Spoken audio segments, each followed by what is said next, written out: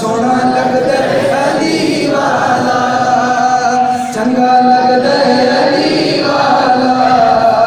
بسم اللہ الرحمن الرحیم۔ السلام علیکم ورحمۃ اللہ وبرکاتہ۔ ہم اپنے چینل پر آپ کو خوش آمدید کہتے ہیں۔ امید کرتے ہیں کہ آپ خیریت، عافیت اور سلامتی کے ساتھ ہوں گے۔ اللہ رب العزت سے دعا گو ہوں کہ اللہ رب العزت آپ کو خیریت، عافیت اور سلامتی کے ساتھ رکھے۔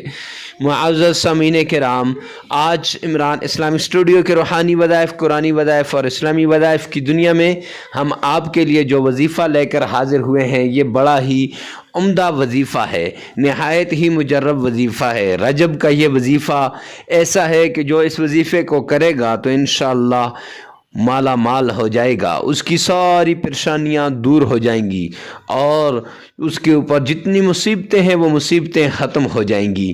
تو وظیفہ بتانے سے پہلے اگر آپ ہمارے چینل پہ نئے ہیں تو ہمارے چینل کو سبسکرائب کر دیں اور ساتھ لگے ہوئے بیل آئیکن کو لازمی پریس کر دیں تاکہ ہر آنے والا نیا وظیفہ سب سے پہلے آپ تک پہنچے، ہر آنے والی نئی ویڈیو سب سے پہلے آپ تک پہنچے۔ تو معزز سامعین کرام، آج کا یہ وظیفہ رجب کا وظیفہ ہے۔ رجب کی فضیلت ہر ایک کو پتہ ہے کہ رجب کے 3 لفظ ہیں، را، جیم اور با۔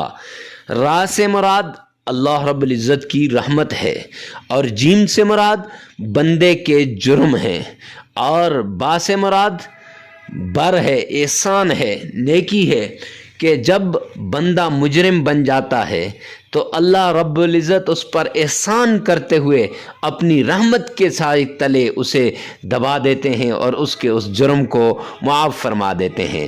تو رجب کے اس مہینے میں جتنا زیادہ اگر آپ درود پاک پڑھیں گے تو انشاءاللہ آپ کو فائدہ ہوگا۔